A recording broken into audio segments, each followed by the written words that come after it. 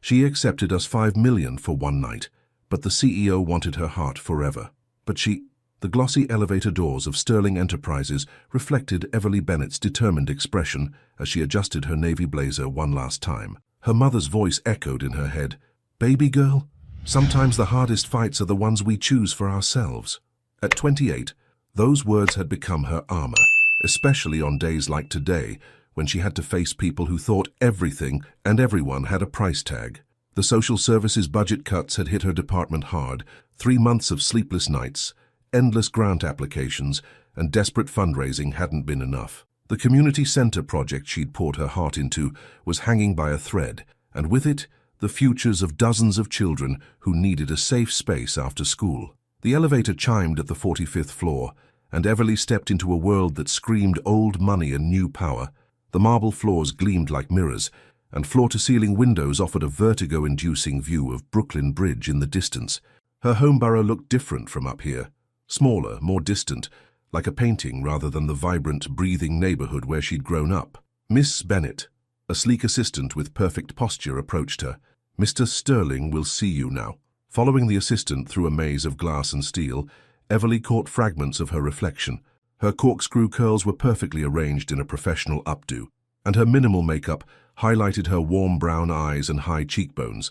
She looked put together, confident, everything she needed to be to convince one more potential donor to save her project. The assistant opened a heavy wooden door, and Everly's heart skipped a beat. Lysander Sterling stood at the window, his tall frame cutting an imposing silhouette against the Manhattan skyline. At 6'2", he dominated the space not just physically but with an aura of absolute control. When he turned, his grey-blue eyes assessed her with the precision of a master chess player evaluating his next move. "Ms. Bennett." His voice was deep, cultured, with just enough warmth to be polite but not enough to be welcoming. "Please, have a seat." The Tom Ford Oud Wood cologne reached her before she'd taken 3 steps into the room.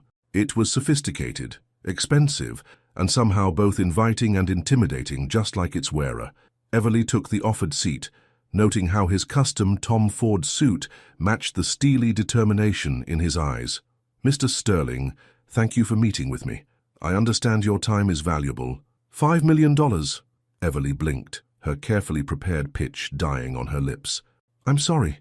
Lysander Sterling walked around his massive desk, each movement deliberate and graceful.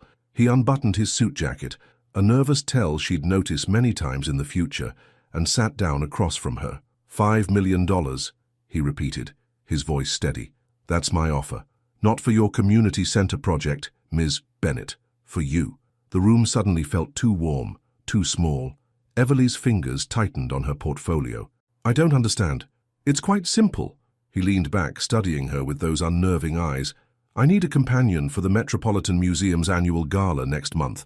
Someone intelligent, beautiful, and most importantly, genuine. Someone who won't raise eyebrows or question marks among my more traditional investors." A laugh bubbled up in Everly's throat, sharp, incredulous. "Mr. Sterling, I'm a social worker, not an escort." "I'm not looking for an escort." His expression remained impassive, but something flickered in his eyes. Annoyance, interest. "I'm looking for a business arrangement. One evening. No romantic expectations, no strings attached. Just your presence, your conversation, and your discretion." Everly stood up, her chair scraping against the floor. "I think there's been a misunderstanding. I came here to discuss funding for a youth program that could change lives, not to... $5 million could change a lot of lives, Miss Bennett." His voice was soft now, almost hypnotic. "How many children could your center help with that kind of funding? How many families could benefit? All for one evening of your time." The worst part was, he was right. $5 million would not only save her current project, but could fund expansion plans she'd only dreamed about. After-school programs, counseling services, job training for parents, everything she'd fought for over the past 5 years. Why me? The question came out before she could stop it. Lysander stood, walking to a cabinet where a crystal decanter caught the afternoon light. "Because you're real." He poured himself a measure of amber liquid. "My world is full of people playing parts, Ms. Bennett. You walk in here straight from the trenches of social work, wearing your convictions like armor. That kind of authenticity is rare. And expensive, apparently." The words tasted bitter in her mouth. He smiled then, a small, almost imperceptible curve of his lips. Everything has a price. The question is whether we're willing to pay it. He gestured to the decanter. Can I drink? No, thank you. Everly gathered her belongings, trying to ignore how her hands shook slightly. Mr. Sterling, I appreciate your unique offer, but I'm afraid I'll have to decline. She was almost at the door when his voice stopped her. The children whose futures you're fighting for, do they care about your pride, Mrs. Bennet? Everly's hand froze on the doorknob. The scent of her Coco Mademoiselle perfume mingled with his oud wood in the air between them, creating an oddly intimate atmosphere she hadn't noticed before. Think about it, he continued. You have until Friday to decide. After that, I'll need to make other arrangements. She didn't turn around, didn't trust herself to look at him again. Goodbye, Mr. Sterling. The door closed behind her with a soft click, but Everly's heart thundered in her chest all the way down to the lobby. Outside, the spring air hit her face like a wake-up call. She walked 3 blocks before her legs stopped shaking enough to hail a cab. That evening, in her small Brooklyn apartment, Everly sat at her window seat, watching the sunset paint the city in shades of gold and pink. Her mother's old jazz collection played softly in the background. Miles Davis tonight, because she needed something to soothe her soul. She pulled out her worn leather journal, a habit she'd maintained since college. The blank page stared back at her, waiting for her to make sense of the day's events. $5 million, she whispered to the empty room, the numbers feeling surreal on her tongue. Pride or purpose? Principles or pragmatism? The questions swirled in her mind as she watched the city lights blink to life, one by one, like stars being born in an urban sky. She had until Friday to decide, but somewhere deep inside, past all her carefully constructed walls of principle and propriety, Everly Bennet already knew what her answer would be. The question wasn't whether she would accept Lysander Sterling's offer. The question was what it would cost her, not in dollars, but in pieces of her soul. Thunder rolled across the Brooklyn sky as Everly stared at her laptop screen, the budget spreadsheet blurring before her tired eyes. 3 days had passed since Lysander Sterling's proposition, and she'd buried herself in work, trying to find alternative solutions. But the numbers didn't lie. Without major funding, the community center would never open its doors. A knock on her office door startled her. Come in, she called, quickly wiping away a stray tear. Girl, you look like you haven't slept in days. Monica Rodriguez, her closest friend and fellow social worker, walked in carrying 2 steaming cups of coffee. Her bright yellow dress contrasted sharply with the gloomy weather outside. Spill it. What's eating you? Everly accepted the coffee gratefully, inhaling the rich aroma. You wouldn't believe me if I told you. Try me. Monica perched on the edge of the desk, her dark eyes concerned. Is this about the Sterling meeting? Did that Silver Spoon CEO shut us down? Not exactly. Everly took a deep breath, the coffee warming her hands. He offered me $5 million. Monica's eyebrows shot up. That's amazing. Why do you look like someone died? Because it's not for the center, at least not directly. Everly set down her cup and stood, pacing to the window. Below, children played basketball in the community court, undeterred by the threatening weather. He wants me to be his date for some fancy gala. Hold up! Monica's coffee cup clattered against the desk.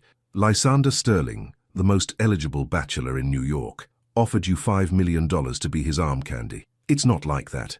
He says it's strictly business. He needs someone genuine to impress his investors. Everly turned back to her friend. But it feels wrong, Monica. Like I'm selling myself, or like you're being smart and using his privilege to help our kids. Monica's voice softened. You remember Miguel, the kid who aged out of foster care last year? Everly nodded. Miguel had been one of their success stories, now attending community college. He told me once that pride doesn't keep you warm at night. Sometimes we have to play the game to change it. Before Everly could respond, her phone buzzed. An unknown number flashed on the screen. Everly Bennet speaking. Ms. Bennet?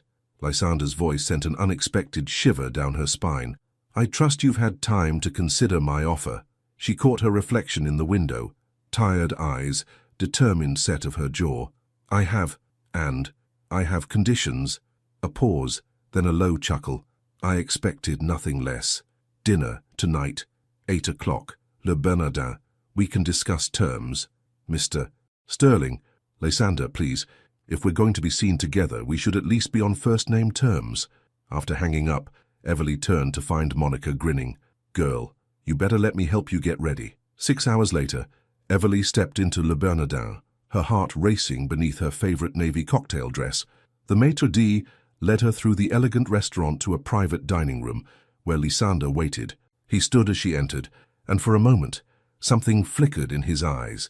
Appreciation, perhaps, or surprise. His Tom Ford suit was impeccable as always, but tonight there was something different about him, a hint of vulnerability beneath the polished exterior. "You look stunning," he said simply, pulling out her chair. "Thank you." She sat, careful to maintain her composure. "Shall we discuss terms? Always straight to business." He smiled, pouring her a glass of wine. "Very well. Your conditions. The money goes directly to the center, through proper legal channels. I want everything transparent and above board." "Done." He didn't even hesitate. "What else?" "No physical contact beyond what's necessary for appearances. No implications of anything. Intimate. Naturally." His grey-blue eyes held hers. "Sir, though you should know, there might be dancing at the gala." "I can handle a waltz, Mr. Sterling." "Lysander," he corrected gently. "And I'm sure you can handle many things, Everly. That's precisely why we're here." The waiter arrived with their first course, and Everly used the interruption to gather her thoughts. The food was exquisite, tender scallops with delicate truffle sauce, but she barely tasted it. "Sarah, there's something else you should know," Lysander said after a while. "Nathaniel Vance will be at the gala. Should I know that name? He's my chief competitor. Brilliant, charming, and utterly ruthless." Lysander's jaw tightened. "He has a habit of taking things that interest me." "I'm not a thing to be taken, Lysander."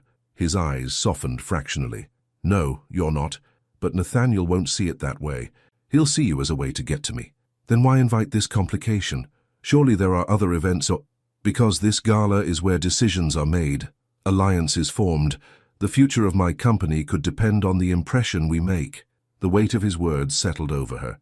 This wasn't just about appearance, it was about power, influence, and games she didn't fully understand. "Tell me about him," she said finally. "What should I expect?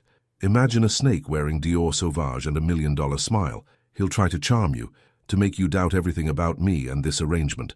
You don't trust me. I don't trust him." Lysander leaned forward, his cologne teasing her senses. "Nathaniel has a talent for finding people's weaknesses, and right now, Everly, you might be mine." The admission hung between them, heavy with implications neither was ready to explore. "So what are you telling me this? Because you deserve to know what you're walking into." He sat back, signaling for another bottle of wine. "And because I suspect you're like me, you prefer to face your battles with open eyes." Later that night, as her taxi wound through the rain-slicked streets of Brooklyn, Everly's mind raced. She'd agreed to his terms, signed the contracts he'd somehow had ready. Everything was legal, clear, protected by confidentiality agreements that would make Fort Knox look accessible. But it wasn't the contract that kept her awake that night. It was the way Lysander's mask had slipped, just for a moment, when he'd helped her with her coat. The gentle brush of his fingers against her shoulder, the subtle intake of breath when she'd turned to thank him.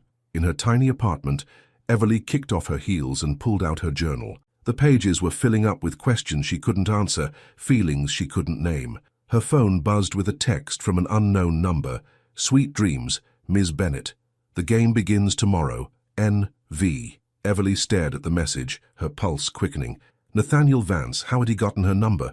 More importantly, why was he already making moves in a game she barely understood? She thought of Lysander's warning, of the children who needed the community center, of the thin line she was walking between pragmatism and principle.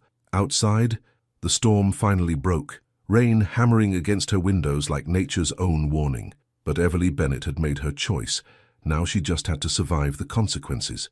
She texted back a single word: "Good night."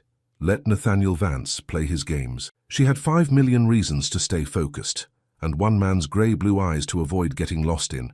Tomorrow, she would start learning the rules of their dangerous game. Tonight, she would dream of children's laughter in a community center that was no longer just a fantasy, and maybe, just maybe, of the way Lysander Sterling looked at her when he thought she wasn't watching. "Hold still," Monica insisted, adjusting the hem of the midnight blue gown that had arrived at Everly's apartment that morning. The dress was a masterpiece of subtle elegance, fitted through the bodice before flowing into a gentle sweep of fabric that moved like water when she walked. Girl, I don't care what you say about this being just business. The man has taste.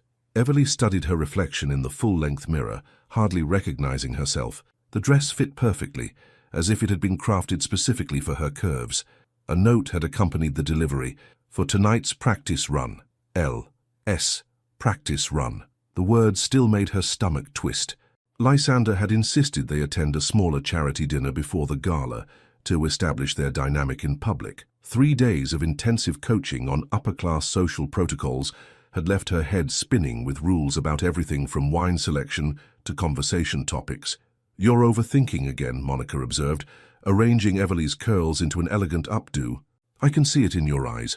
I feel like I'm preparing for an undercover mission, not a dinner." Everly touched the delicate diamond earrings, another delivery from Lysander. "What if I mess this up?" "You won't." Monica stepped back, admiring her handiwork. "Just remember what your mama always said. Hold your head high and let them wonder what you know that they don't." A soft knock interrupted them. Lysander's driver was right on time.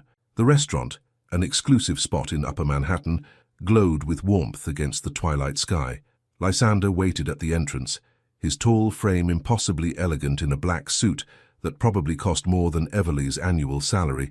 When he saw her, something shifted in his expression, a softening around the eyes that made her breath catch. "You look—" He paused, searching for words. "Perfect, thank you." She accepted his offered arm, noting how naturally they fit together.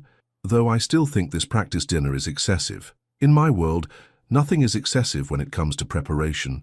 He led her inside, his hand warm against her lower back. "Besides, I thought you might appreciate a trial run before throwing you to the wolves."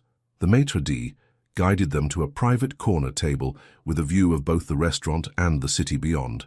Lysander pulled out her chair with practiced grace, and Everly caught a whiff of his cologne, that now familiar scent that somehow made her feel both alert and at ease. "Wine," he offered, studying the list. "You choose. Apparently, that's more appropriate for our narrative." A small smile played at his lips.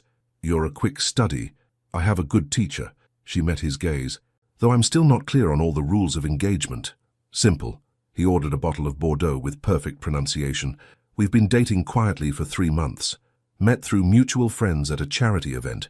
Keep it vague, but believable. And when people ask about my work, tell the truth." His eyes held hers. "Your passion for social work is exactly what makes you valuable in this charade. These people donate millions to feel good about themselves. Show them what real impact looks like." The wine arrived, and Lysander went through the tasting ritual with practiced ease. Everly watched his hands, strong, elegant, always in control, until they weren't. "He's here," Lysander said quietly, his fingers tightening almost imperceptibly on his glass. Everly didn't need to ask who. The shift in energy was palpable as Nathaniel Vance entered the restaurant. He moved like a man who owned every room he walked into, his casual confidence a striking contrast to Lysander's controlled power. "Well, well." Nathaniel's voice was smooth as aged whiskey as he approached their table. Lysander Sterling, breaking his own rules about mixing business with pleasure. Nathaniel. Lysander's tone could have frozen champagne. "I wasn't aware you frequented this establishment. I follow interesting opportunities." Nathaniel's green eyes fixed on Everly, gleaming with predatory interest. "And you must be the lovely Miss Bennet. Your reputation precedes you." "Does it?" Everly kept her voice cool. "Funny. I wasn't aware social workers had reputations in your circles." Nathaniel laughed, genuine delight dancing in his eyes. "Oh, I like her. Lysander. No wonder you're breaking all your careful rules." He pulled a business card from his jacket, Dior, not Tom Ford, and placed it beside her wine glass. "When you tire of playing pretend with him, call me. I have some ideas about your community center that might interest you." "That won't be necessary," Lysander cut in, but Nathaniel was already turning away. "Enjoy your evening, lovebirds." "And Lysander," he paused, that dangerous smile still in place. "Tear the Tokyo deal. Better check your numbers again." They watched him weave through the restaurant, stopping to charm various diners with practiced ease. The scent of his Dior Sauvage lingered, clashing with Lysander's Oud Wood like competing claims to territory. "What did he mean about Tokyo?" Everly asked quietly. Lysander's jaw clenched. "Nothing you need to worry about. If it affects our arrangement, it doesn't." He took a long sip of wine. Nathaniel enjoys playing games. Don't let him get into your head. But he was already there, wasn't he? His card seemed to burn against the white tablecloth, a temptation and a threat wrapped in expensive paper. The rest of dinner passed in a carefully orchestrated dance of small talk and subtle touches. Lysander's hand would brush hers when reaching for the wine. His fingers would ghost against her back when helping her stand. Each contact sent little sparks of electricity through her skin, and Everly couldn't tell if it was part of the act or something more dangerous. Later, in his car, the city lights painted patterns across their faces. "You did well tonight," Lysander said softly, even with Nathaniel's interruption. "Is it always like this? Everyone watching, measuring, looking for weaknesses?" "Yes." He turned to face her, his profile sharp against the night. Having second thoughts? "No." The answer came too quickly, too firmly. "The center needs this money. I can handle your world for a few weeks." "Can you?" His voice was low, intimate in the dark car. "Because Nathaniel was right about one thing. I am breaking my rules with you." "Why?" The car stopped in front of her building, but neither moved to leave. Rain had started falling, drops racing down the windows like tears. "Because sometimes the most valuable things are the ones we never meant to acquire." He reached out, brushing a loose curl from her cheek. The touch lingered, warm against her skin. "Good night, Everly." She watched his car disappear into the Brooklyn night, her heart racing beneath the borrowed diamonds and designer dress. Inside her apartment, she carefully hung up the gown and changed into her favorite oversized NYU sweatshirt. The business card sat on her kitchen counter, elegant black letters seeming to mock her. Nathaniel's words echoed in her mind. "When you tire of playing pretend." But that was the problem, wasn't it? With every passing moment, this felt less like pretend and more like something terrifyingly real. Everly opened her journal, but the words wouldn't come. Instead, she found herself touching her cheek where Lysander's fingers had been, remembering the way his eyes had darkened when Nathaniel approached, the protective shift of his body toward hers. Her phone buzzed with a text. "Sweet dreams, Ms. Bennett. You looked ravishing in blue. N.V." Seconds later, another message. "Thank you for tonight. The gala won't know what hit them. L.S." Two men, two messages, two very different games being played. And somewhere in the middle, Everly Bennett was starting to forget the rules she'd so carefully set for herself. She closed her journal without writing a word. Sometimes, silence said more than any confession could. The Metropolitan Museum of Art glowed like a palace of dreams against the Manhattan skyline. Everly stood at the top of the grand staircase, her heart thundering beneath the custom Oscar de la Renta gown Lysander had sent over. The dress was a masterpiece in deep burgundy, with intricate beading that caught the light with every movement. Her curls were swept up elegantly, diamond drops at her ears catching the warm light. "Breathe," Lysander murmured beside her, his hand warm against her lower back. "You look stunning." She turned to study him, immaculate in his tuxedo, the subtle platinum cufflinks catching the light. But something was off. His jaw was too tight, his shoulders too tense. "The Tokyo deal?" she whispered.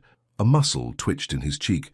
Let's just say Nathaniel's warning wasn't entirely baseless. Before she could press further, they were swept into the gala.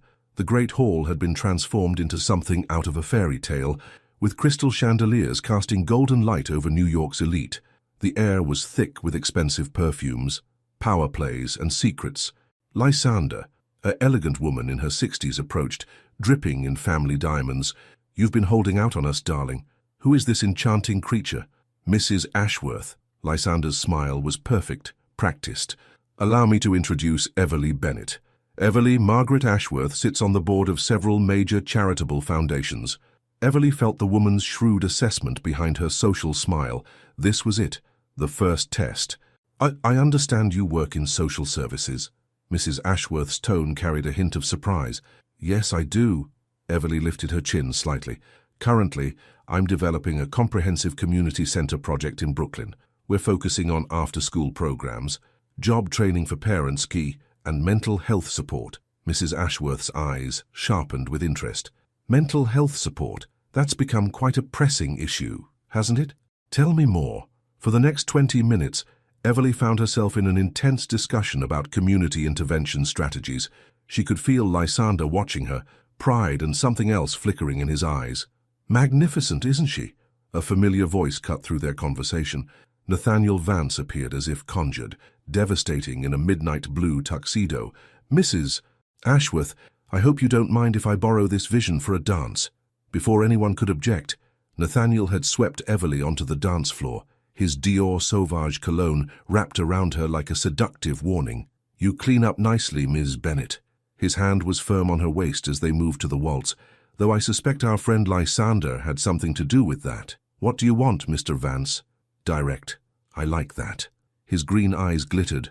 "Thus, what if I told you I could offer your center twice what Lysander's offering? No strings attached. No fake dating required." Everly's step faltered slightly. "Why would you do that?" "Because watching Lysander lose something he wants would be worth every penny." Nathaniel's smile was razor-sharp. "You see, I know something about the Tokyo deal that's going to destroy him. By this time next week, Sterling Enterprises will be in free fall. And you'll be collateral damage." "You're lying." "Am I?" He spun her elegantly, bringing her closer. "Check your phone. I just sent you proof." The music ended, and Nathaniel bowed with exaggerated courtesy. "Think about it. Beautiful. Tick-tock." Everly made her way to the ladies' room, her hands shaking as she checked her phone. The documents Nathaniel had sent made her blood run cold. Internal memos, financial projections, all pointing to a massive fraud in Sterling Enterprises, Tokyo expansion. When she emerged, Lysander was waiting. "Everything all right? We need to talk." She grabbed his arm, pulling him toward a quiet alcove. "The Tokyo deal. There's something wrong with the numbers, isn't there?" His face went still. "What did Nathaniel tell you?" "He showed me documents." "Lysander, if this is true, it's not what you think." He ran a hand through his hair, that nervous tell she'd come to recognize. "The discrepancy in the numbers. I've been trying to track down where the leak is coming from. Someone inside my company is working with Nathaniel." "Why didn't you tell me?" "Because it wasn't relevant to our arrangement." His voice turned cold. "Unless you're considering Nathaniel's offer." The accusation stung. "Don't you dare." "I agreed to this because I believed in what the money could do for my kids. But if that money comes from fraud..." "It doesn't." Lysander stepped closer, his cologne surrounding her. "Everything I've built, everything I am, is based on one principle. I don't cheat. Nathaniel's the one playing games." Their eyes locked, electricity crackling in the small space between them. For a moment, Everly thought he might kiss her, wanted him to kiss her. Despite everything, a throat cleared behind them. They turned to find Mrs. Ashworth watching with knowing eyes. "Sorry to interrupt, dears, but Lysander, the director is asking for you. Something about the Tokyo announcement." Lysander's face hardened. "Of course. Everly, will you..." "Go." She forced a smile. "I'll be fine." But as she watched him walk away, Nathaniel's words echoed in her mind. Collateral damage. The next hour passed in a blur of forced smiles and careful conversations. Everly found herself on the balcony, needing air, when a commotion erupted inside. Through the glass doors, she saw Lysander and Nathaniel in what appeared to be a heated discussion, surrounded by concerned-looking board members. Her phone buzzed. "Time's up, beautiful. Watch the fireworks." N.V. Seconds later, every phone in the room seemed to chime at once. The Tokyo documents had been leaked to the press. Everly watched in horror as Lysander's world began to crumble in real time. His face was a mask of controlled fury as he spoke with board members, his hands clenched at his sides. When their eyes met across the room, she saw something she'd never expected to see in Lysander Sterling's face. Fear. Not of the scandal, not of the financial implications, but of losing her. She made her decision in that moment. To hell with contracts and arrangements. This wasn't about money anymore. Everly Bennett was going to save Lysander Sterling, whether he wanted her help or not. Moving through the crowd, she caught Nathaniel's eye. He raised his champagne glass in a mock toast, that predatory smile still in place. Let him play his games. She had learned from the best. After all, the night wasn't over yet, and neither was she. Dawn broke over Manhattan, painting the sky in shades of pink and gold that seemed obscenely beautiful given the chaos of the past 12 hours. Everly hadn't slept. Her Oscar de la Renta gown lay draped over a chair in Lysander's penthouse office, replaced by clothes from the emergency kit Monica had insisted she keep at work. Black pants and a simple blouse that felt like armor in this glass and steel fortress. "Here." Lysander handed her a fresh cup of coffee. His tie loosened, jacket discarded hours ago. Dark circles shadowed his eyes, but his voice remained steady. "The board meeting starts in an hour." Have you looked at the files I found? Everly gestured to her laptop, where she'd spent the night analyzing years of financial records. Her social work background had given her an unexpected advantage. She was used to finding patterns in chaos, following paper trails that others might miss. Yes, he leaned against his desk, running a hand through his disheveled hair. But I still don't understand why you're doing this. The contract is void now. The scandal killed any chance of the gala serving its purpose. Everly set down her coffee, meeting his tired eyes. Do you really think that's why I'm here? Something flickered across his face. Vulnerability, wonder, fear. Why are you here, Everly? Before she could answer, his office door burst open. A team of lawyers and executives poured in, led by Richard Maxwell, Sterling Enterprises, Chief Financial Officer. His face was ashen. The press is having a field day, Richard announced, tossing a tablet onto the desk.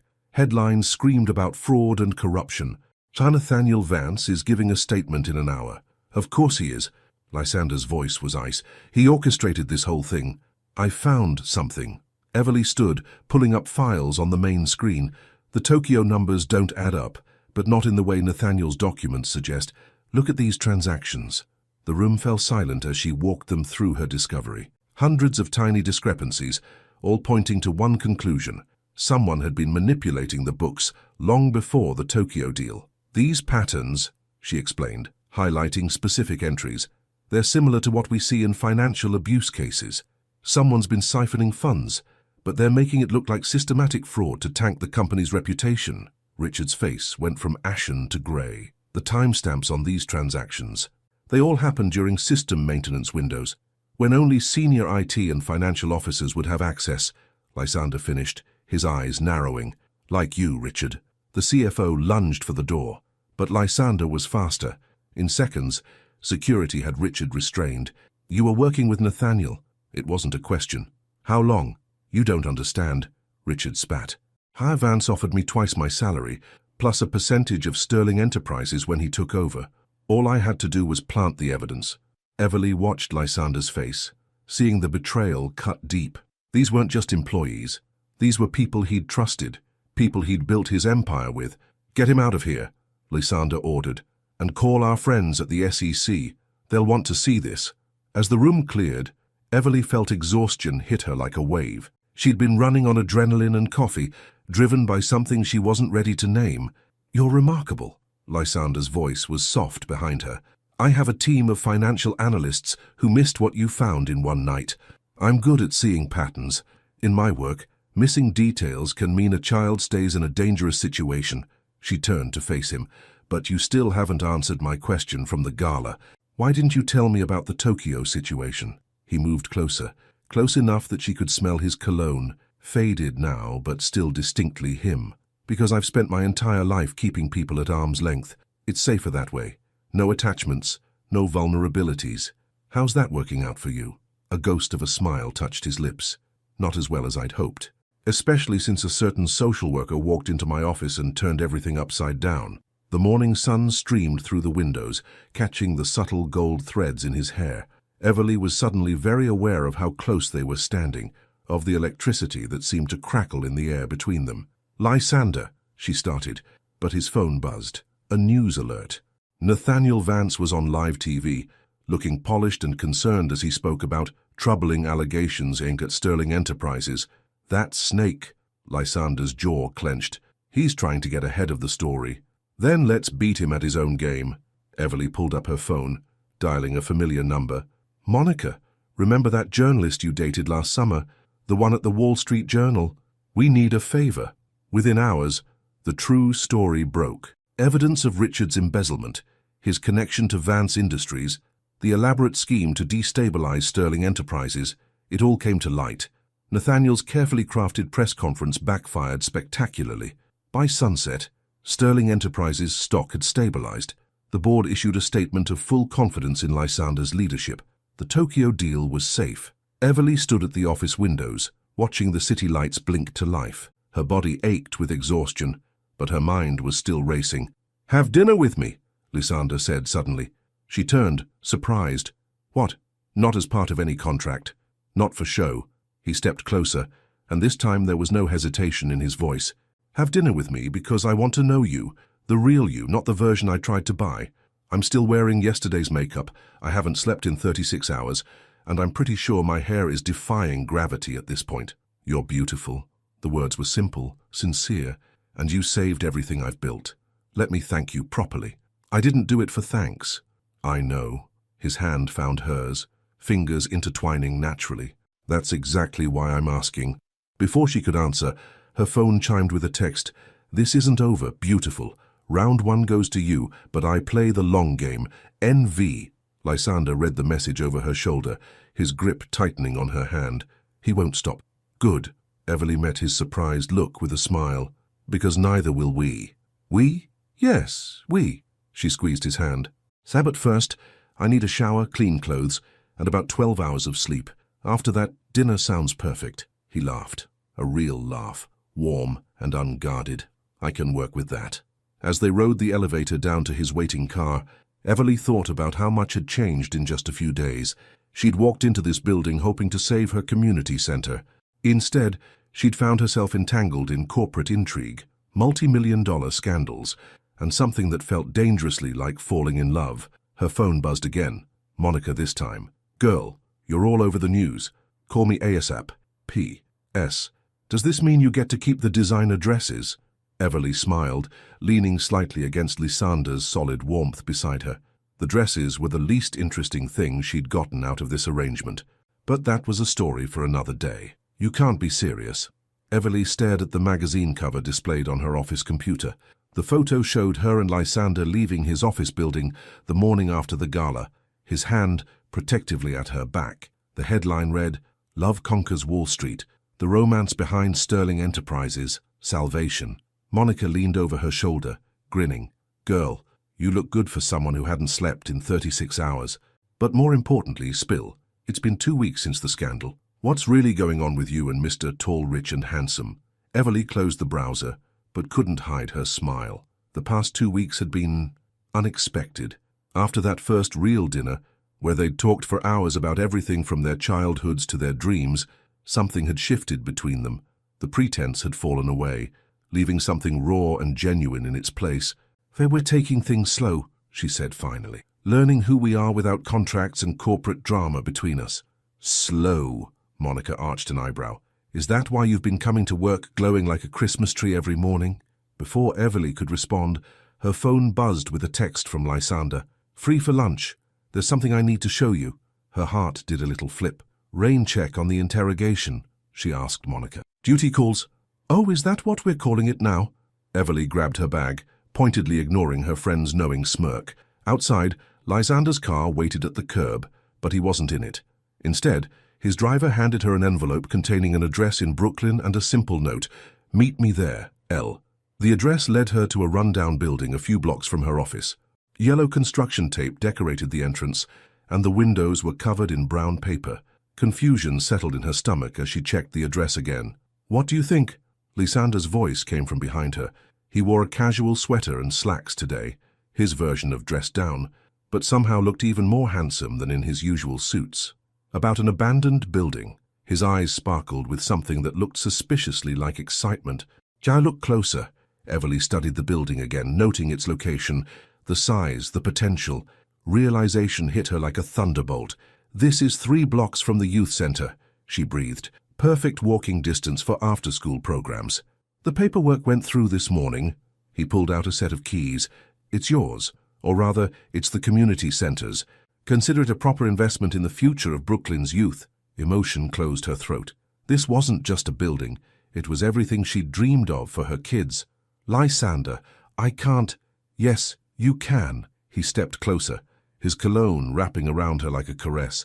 You saved my company, Everly.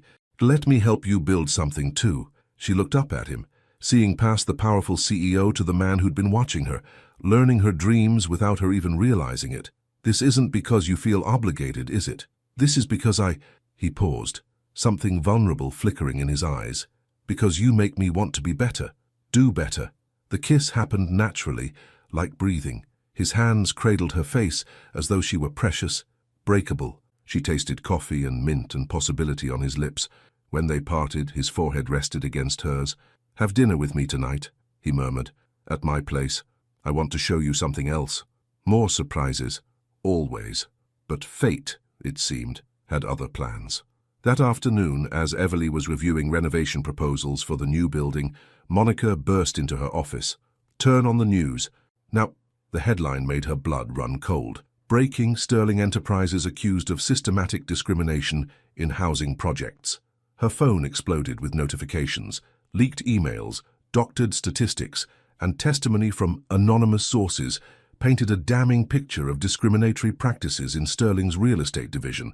At the center of it all was a familiar face, Nathaniel Vance, expressing his deep concern about the allegations.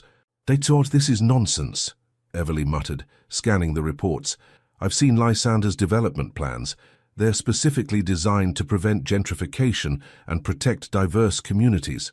"Maybe," Monica said quietly, "but perception is reality in the media, and right now the perception is ugly."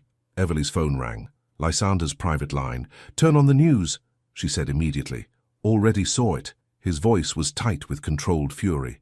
"And this is Nathaniel's revenge play. He's trying to hit me where it hurts most, my reputation for ethical business practices.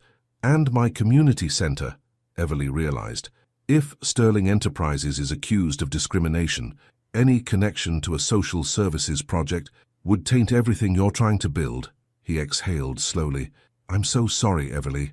I never meant to drag you into this." "Hey," she made her voice firm. "We're in this together, remember? Now tell me what you need." A pause, then, "Come to my office. Bring any documentation you have about Sterling's development projects in minority communities. We're going to fight back." "On my way." She hung up and turned to Monica. "I need every contact you have in community organizing. If Nathaniel wants to talk about discrimination, let's show him what real community support looks like." Already texting them. Monica's fingers flew over her phone. "But girl, be careful. Men like Nathaniel Vance don't play fair. Neither do I. Not anymore." The next few hours were a blur of activity. Everly coordinated with community leaders, while Lysander's team assembled evidence of Sterling Enterprises' ethical development practices. But something nagged at her, a pattern in the leaked documents that felt familiar. She was reviewing security footage from Sterling's IT department when she saw it, a familiar face entering the building late at night, using Richard Maxwell's old security codes.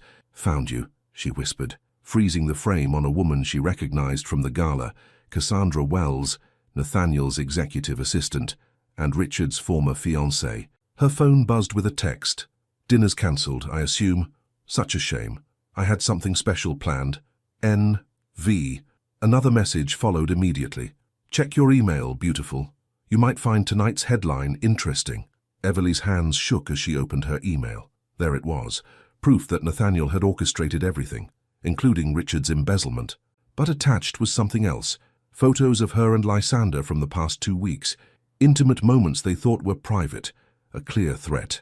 She stared at her phone, anger replacing fear. Nathaniel thought he could threaten her. He had no idea what she was capable of. "Game on," she texted back.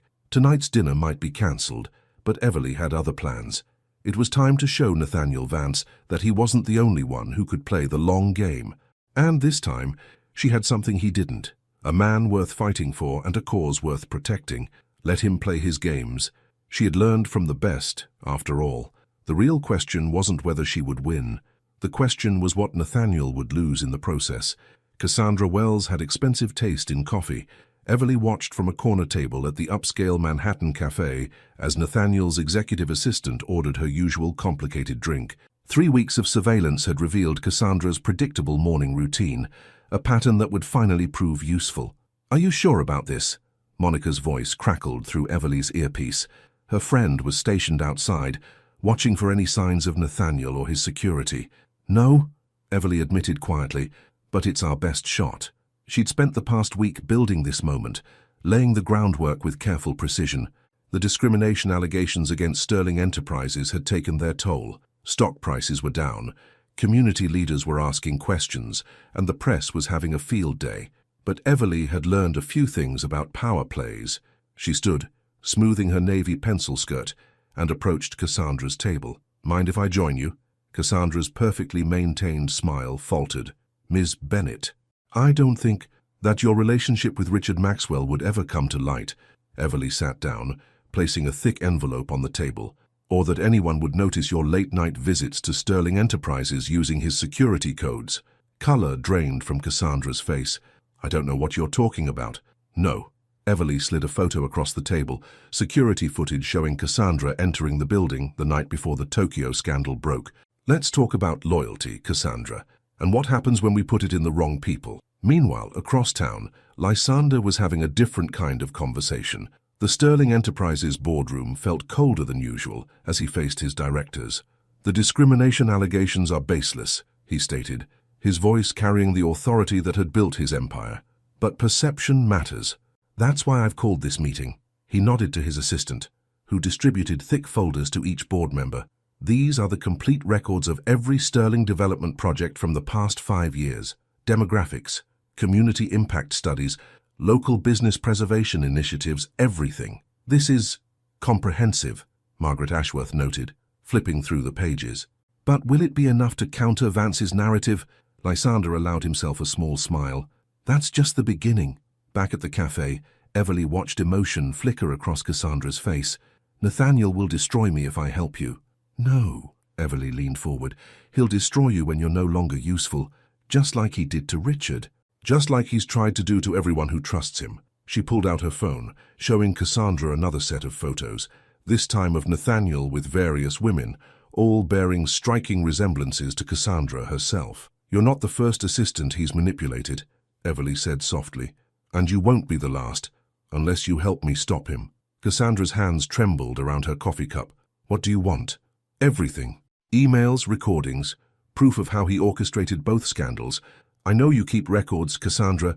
Smart women always do. A tear slipped down Cassandra's cheek. He'll come after me. No, he won't. Everly reached across the table, squeezing the other woman's hand.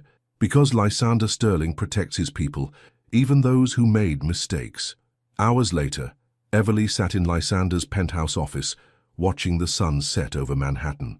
The evidence Cassandra had provided was damning. Years of Nathaniel's manipulations, all meticulously documented by an assistant he'd underestimated. You're incredible. Lysander's voice was soft as he joined her at the window. Dangerous, but incredible. She turned to face him, taking in the way his shirt sleeves were rolled up, his tie loosened after a day of battle. So having second thoughts about getting involved with me, only about not doing it sooner. He stepped closer, his cologne wrapping around her like a caress. The press conference is set for tomorrow morning. Once we release Cassandra's evidence, Nathaniel's finished. Everly nodded. But that's not what's really bothering you, is it? Lysander was quiet for a moment, his grey-blue eyes troubled. Duas, I watched you today, working to save my company, protect Cassandra, coordinate with the community leaders. You're extraordinary, Everly, and I can't help wondering if I deserve any of this. Hey, she reached up, touching his face gently. You're not the man Nathaniel tried to paint you as. I've seen your heart, Lysander. In the community center, in how you treated Cassandra, in every quiet moment when you think no one's watching. He caught her hand, pressing a kiss to her palm. Stay with me tonight. The words hung in the air between them, heavy with meaning. This wasn't about strategy or scandal anymore. This was about them, the real them, stripped of all pretense. We still have work to do, she whispered, but her resolve was weakening as he pulled her closer. It can wait. His lips found her neck, and Everly's world narrowed to the sensation of his touch. Everything else can wait. But the universe had other plans. Her phone buzzed urgently, Monica's emergency tone. The message made her blood run cold. Turn on the news now.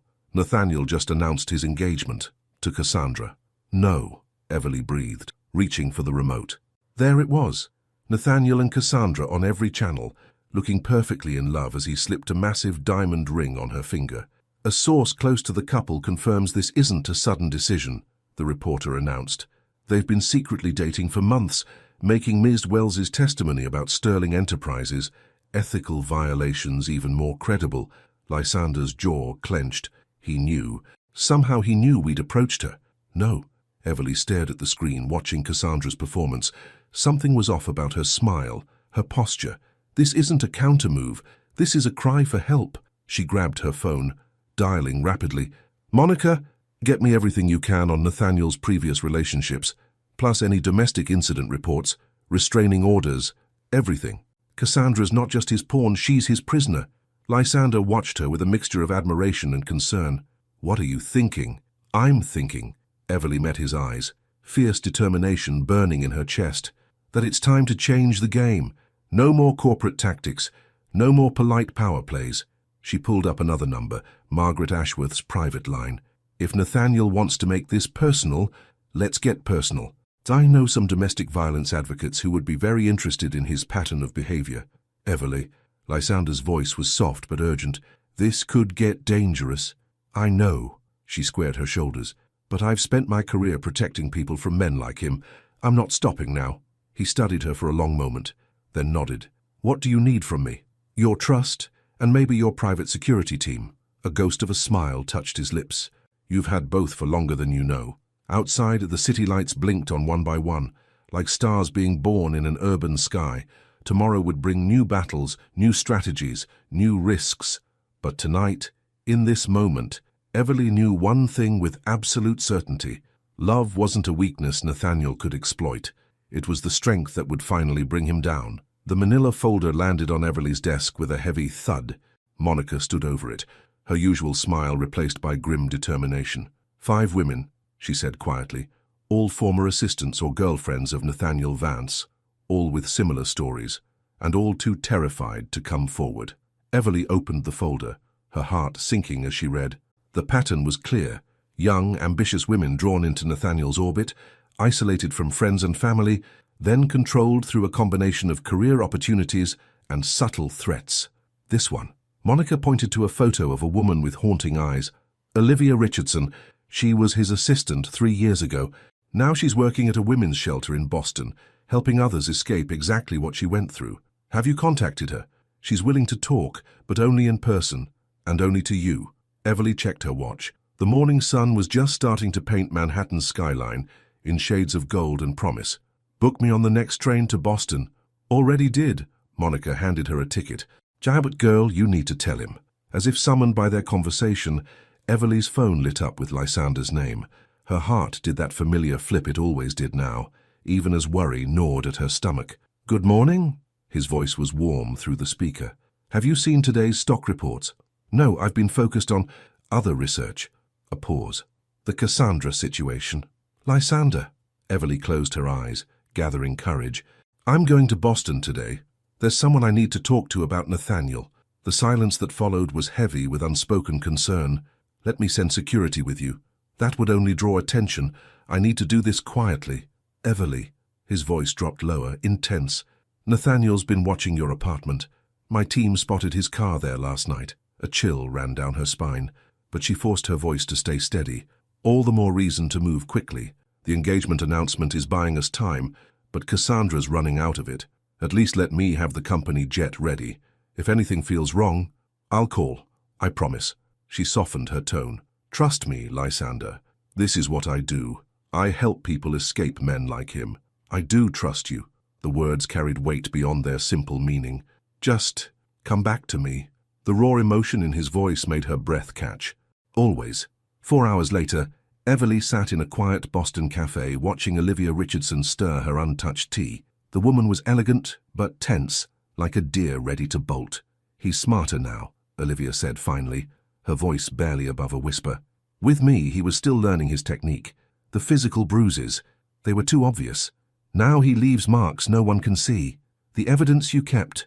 Everly leaned forward. Would you be willing to share it? Olivia's hands trembled. He'll know it was me. No, he won't, because we're not just building a case against him. We're building a movement. Everly pulled out her phone, showing Olivia the private social media group they'd created.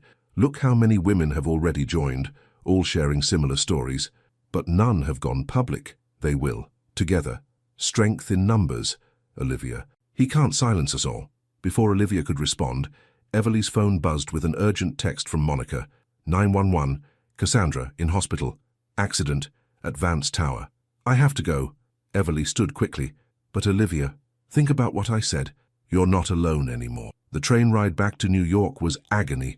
Every minute felt like an hour, as Everly coordinated with Monica, women's advocacy groups, and Lysander's legal team. By the time she reached Manhattan Presbyterian Hospital, a plan was forming. She found Cassandra in a private room, her elegant features marred by a fall that had left suspicious bruises. Nathaniel had already spun the story to the press. A tragic accident, his beloved fiancée tripping on stairs in her high heels. "He knows," Cassandra whispered when they were alone, "about our meeting, about everything. He said no one would believe me now, after the engagement announcement. He's wrong." Everly took her hand gently. "Look at your phone." Cassandra's eyes widened as she scrolled through the private group.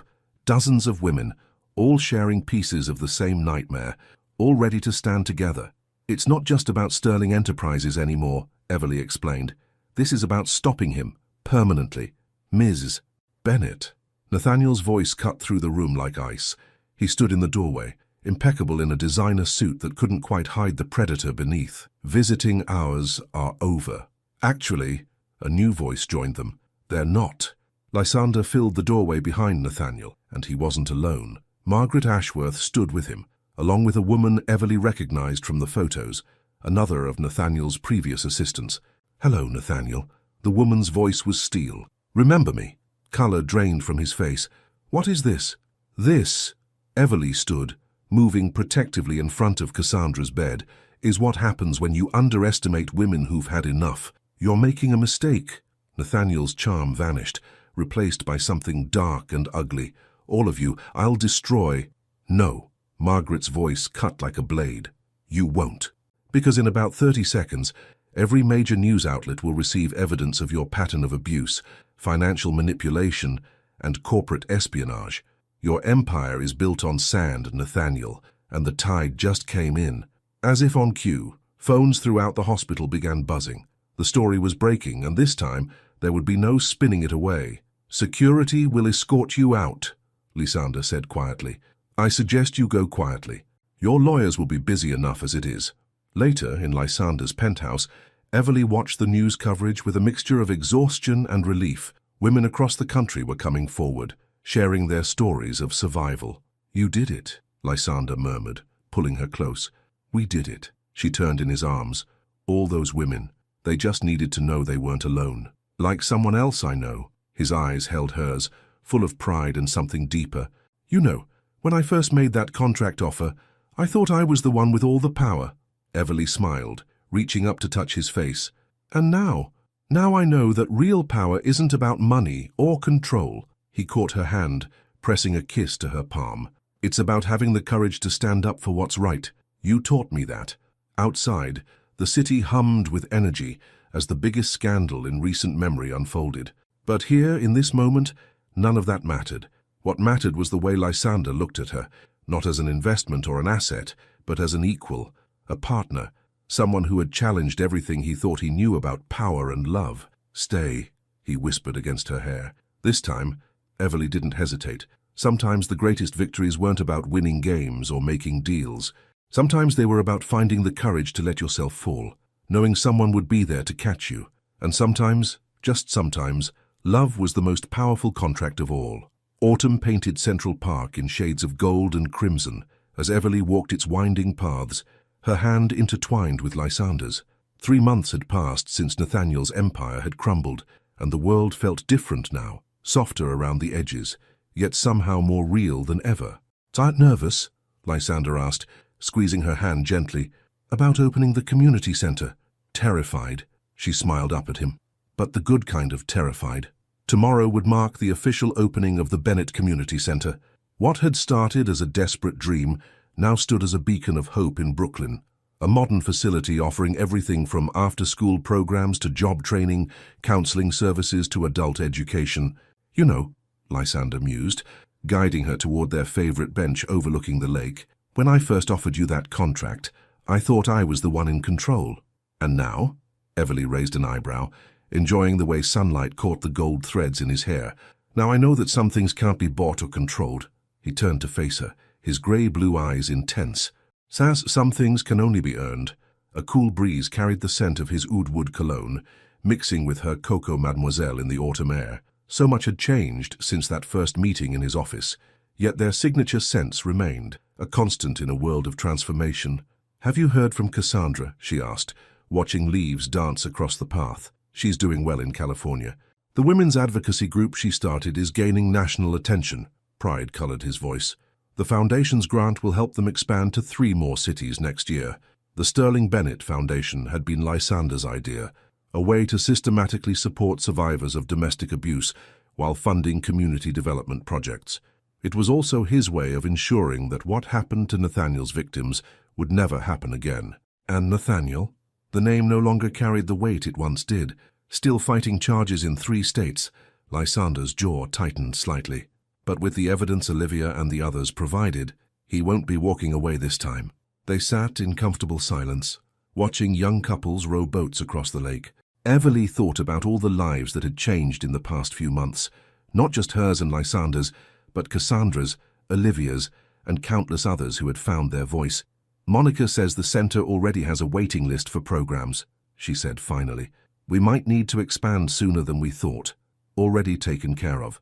Lysander pulled out his phone, showing her blueprints for the building next door. The purchase goes through next week. Consider it an early Christmas present. Everly stared at him, emotion tightening her throat. You can't just buy buildings without consulting you. His eyes twinkled. Actually, I can, but only because I know you'll put them to better use than I ever could.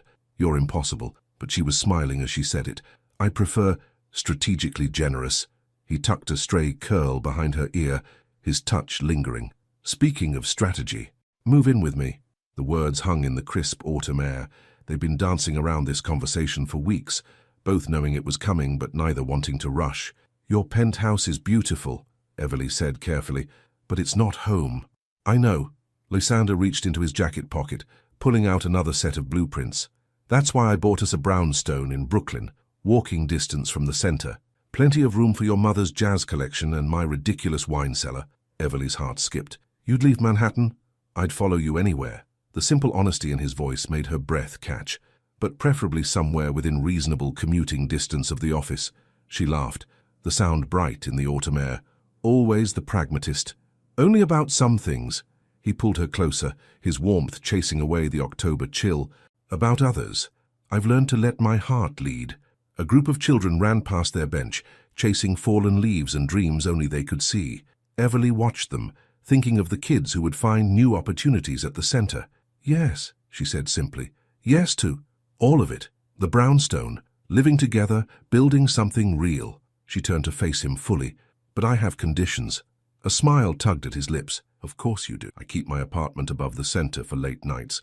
The foundation expands its youth programs, and, she paused, gathering courage, you have to dance with me at the opening ceremony tomorrow. Even though I hate dancing in public, even though, he studied her face, love and amusement mingling in his expression.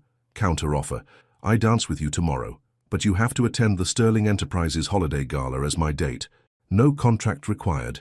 Deal. She sealed it with a kiss that tasted of possibility and promise. Later that evening, as they walked through their soon-to-be home, Everly marveled at how perfectly the space balanced their different worlds. The modern kitchen would satisfy Lysander's culinary perfectionism, while the cozy library seemed designed for her late-night reading habits. One more surprise, Lysander said, leading her to what would be their bedroom. Look up. The ceiling was a masterpiece of fiber-optic lights, creating a perfect replica of the night sky. For when you miss stargazing in Brooklyn, he explained softly. Emotion closed her throat. He'd remembered a throwaway comment from months ago about how she used to watch stars with her mother on their tiny apartment roof. I love you, she said, the words falling naturally from her lips. He stilled beside her, then pulled her into his arms. Say it again. I love you, Lysander Sterling. She smiled against his chest. Even when you're impossible. Especially then, he murmured into her hair. I love you too, Everly Bennett. Even when you're making me dance in public. Outside, Brooklyn hummed with its usual energy, sirens and laughter, dreams and determination. But here, in this moment, they had created their own world, a world where contracts had transformed into promises, where power meant having the strength to be vulnerable, and where love wasn't a transaction, but a gift freely given and gratefully received. Tomorrow would bring new challenges, new dreams to chase. But tonight, watching artificial stars twinkle above them, Everly and Lysander had found something better than success. They had found home. The Bennett Community Center gleamed in the morning sun, its renovated facade a testament to dreams made real. Everly stood in her new office, watching families stream through the doors for the grand opening. Children's laughter echoed through the halls, mixing with the excited chatter of parents and community members. "Everything's ready," Monica announced, appearing in the doorway. "Though I still can't believe you convinced Lysander Sterling to cut the ribbon in Brooklyn instead of having some fancy Manhattan ceremony." Everly smiled, adjusting her navy blazer, the same one she'd worn to that first meeting in his office, now feeling like a lifetime ago. "He's full of surprises."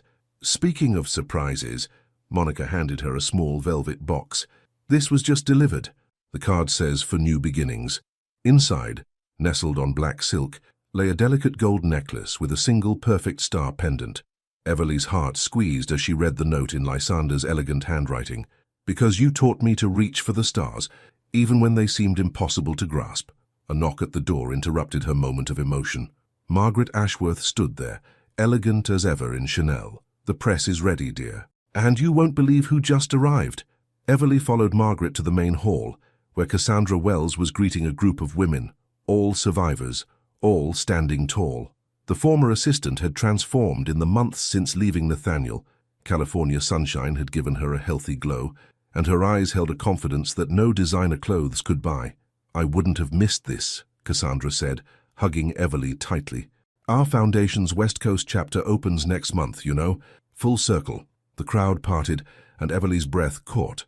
Lysander stood at the entrance, devastating in a perfectly tailored suit, but it was his expression that made her heart race. He looked at her the way dreamers looked at stars, with wonder, with certainty, with love. "Ready?" he asked softly when she reached him. "For a ribbon cutting." "I think I can handle that. Not just the ribbon cutting." He took her hand, his thumb brushing over her knuckles. "For everything that comes after." The ceremony itself passed in a blur of speeches and applause. Everly spoke about community, about hope, about the power of believing in something bigger than yourself. Lysander talked about investment in people, not just profits, his voice carrying the authority of someone who had learned that lesson firsthand. But it was the children's faces that Everly would remember most, their eyes wide with possibility as they explored the computer lab, the art studio, the library filled with books and dreams. "Miss Bennett," a small voice caught her attention. A girl, no more than 12, held out a handmade card. "Thank you for building this place. Mum says it means I can stay in the science program after school now." Everly knelt to the girl's level, emotion tightening her throat. "What's your name?"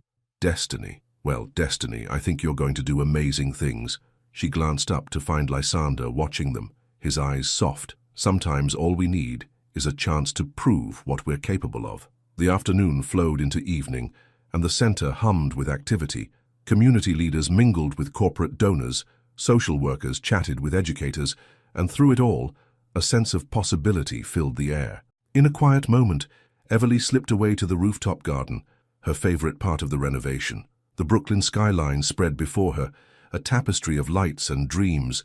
"I thought I'd find you here." Lysander's voice was warm behind her. "Hiding from your own success?" "Not hiding." She turned to face him. "Just remembering. The night you came to my office.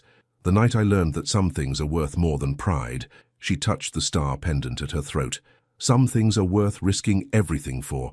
He moved closer, his cologne wrapping around her like a promise. "I have something to ask you. If it's about the holiday gala, I already picked out my dress." "Not about the gala." His eyes held hers. "Serious now." "They're about forever." Time seemed to stop as he reached into his pocket, drawing out a small box that made her heart skip. The ring inside was perfect, a stunning star sapphire surrounded by diamonds, unique and breathtaking. "I had this whole speech prepared," he said softly, "about how you turned my world upside down, how you made me question everything I thought I knew about power and success. But standing here, seeing everything you've built, everything you are," he took a shaky breath, "the only words that matter are, I love you, Everly Bennett. Marry me." Below them, the city pulsed with life. Inside the center, children laughed and dreams took root. And here, under a sky turning purple with twilight, Everly looked at the man who had tried to buy her time and ended up giving her his heart instead. "Yes," she whispered. 1,000 times yes." The kiss was sweet and sure, tasting of promise and possibility. When they parted, Lysander rested his forehead against hers. Dance with me. Here. Now. Why not? He pulled her close as music drifted up from the celebration below. We've never been good at following conventional rules anyway. They swayed together under the emerging stars, their story coming full circle on a Brooklyn rooftop. No contracts, no pretense, no games.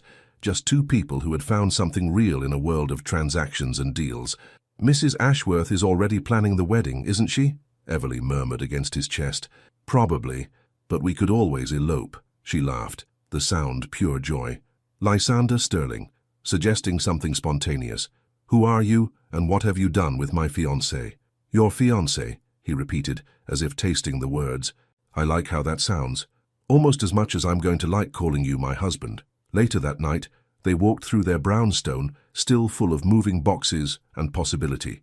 Everly's jazz collection had found a home next to Lysander's wine cellar. Their books mingled on shelves, and their dreams intertwined like the stars glittering on their bedroom ceiling. You know, Lysander said as they lay together, watching artificial constellations dance above them. That first contract was the best mistake I ever made. Mistake? She propped herself up to look at him. I thought I was buying time with a fascinating woman. His fingers traced patterns on her skin. Instead, I found the rest of my life. Everly kissed him softly, knowing that some things couldn't be captured in words. Some things could only be felt, lived, treasured. Outside, Brooklyn dreamed its endless dreams.